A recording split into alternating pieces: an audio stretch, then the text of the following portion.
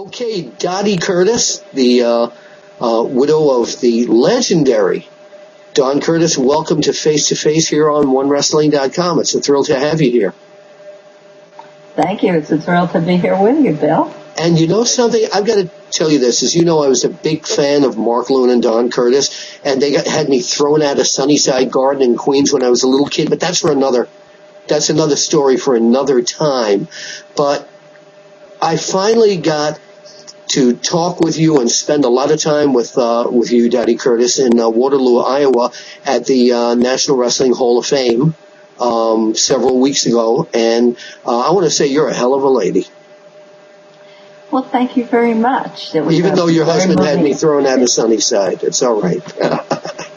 I'll apologize for him. You don't need to. He was justified. And the great thing was and you reminded me of this, is that I was inducted to the Hall of Fame in the same class as he. Yes. Yeah. How archaic or that was incredible. How unusual, I don't know.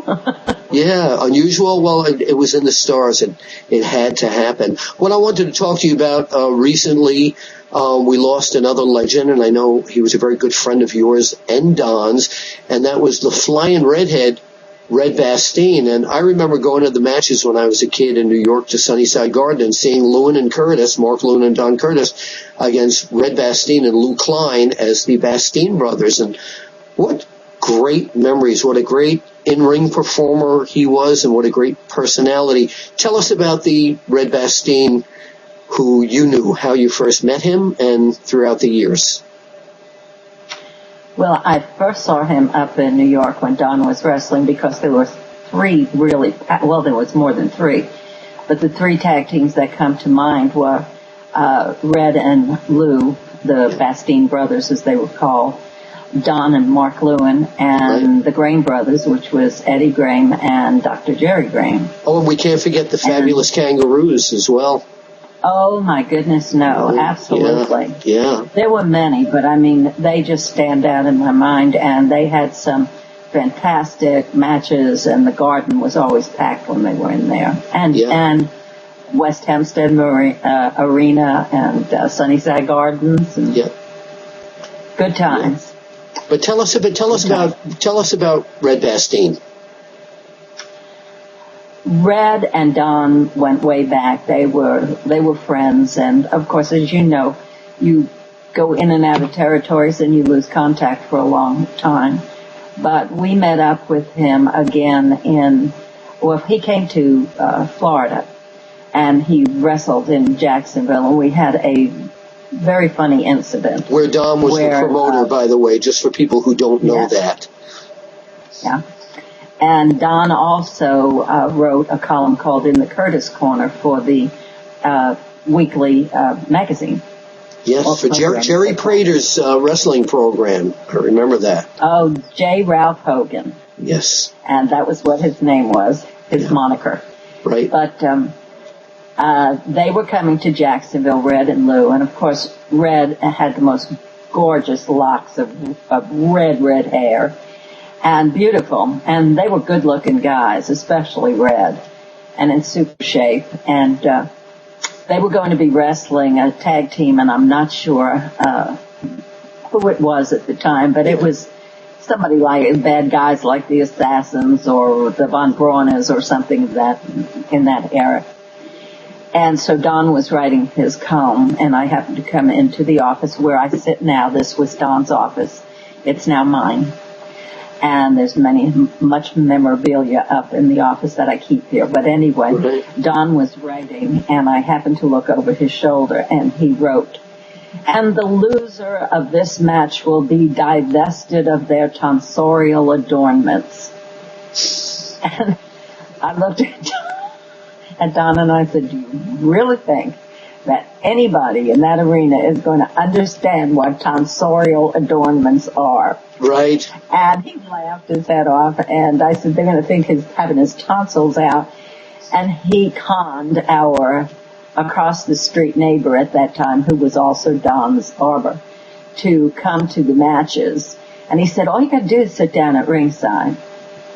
And when he got there, he read the program, and that poor man just turned any shade of white you could. He was so scared. He sat in that chair, and all he kept saying was, first time in my life I've ever rooted for the bad guys.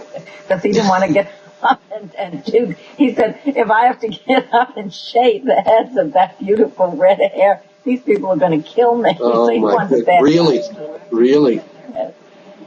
But he, and I sort of know what he felt like because my mother was a redhead, so. But, and he and Don, like I say, through the years, they went back and forth. And then we met back, with him in, 1992 we went out to the Cauliflower Alley Club when Lou Fez was being inducted, being the president of the Cauliflower Alley Club. Yeah. And we went out there, we met up with, him and beautiful Carol McCutcheon. I love her dearly. Yeah, his lady. And, oh, definitely. Yeah, I remember her very well. And then we met up with him again when they had the first Cauliflower Alley Club reunion in Springfield, I think it was, Massachusetts. Yes, yeah.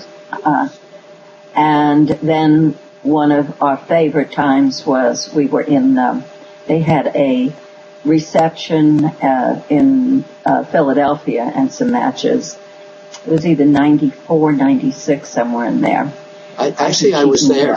I was there. Yeah. Well, I was too. Up. Yeah. And so Carol and Red and Don and I went up to a nice lounge and had a glass of wine, and we found out on that trip that Carol and I, our birthdays are the same. Carol and Don's birthdays are the same day, and we happened to be there on May 21st and May 22nd, and that's Carol's birthday, and that's Don's birthday. And my heart goes out to her because he was a tough guy.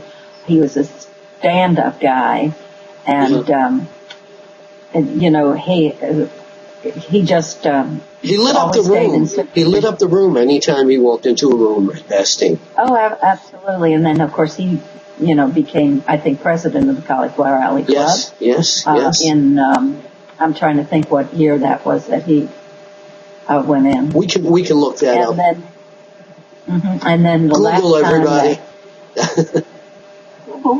Google. I'm afraid to move. I'm afraid this is going to go off again. No, you're doing fine. The last time that I saw Red and Carol was up in Amsterdam, New York, when Don was inducted into the Hall of Fame, of the Professional Wrestling Hall of Fame up in Amsterdam. Right. And Carol was there. And she took Red all around for as long as she could. And, you know, this dementia, which is what Red suffered from, and so did Don, Alzheimer's. Is just so invasive. And it's, you know, the people who have it don't realize that they have it, and it's the people around them that suffer. But both Don and Red had such wonderful senses of humor. Don, I remember. Don would come up to, people would come up to him and say, "How are you?" And he'd say, "I don't know, I don't remember." That was his favorite thing. Oh boy. And Red's favorite thing was, "It is what it is, and that's what it is." And he kept saying that and saying that. It was so precious. But good man, tough man. Absolutely. And I believe, if I'm right, he was also inducted into the Waterloo, the National Wrestling Hall of Fame as well. Yeah. Dotty, we're just about out of time for this segment. I want to thank you for sharing your warm thought. We will show that was Red with his plaque. All right.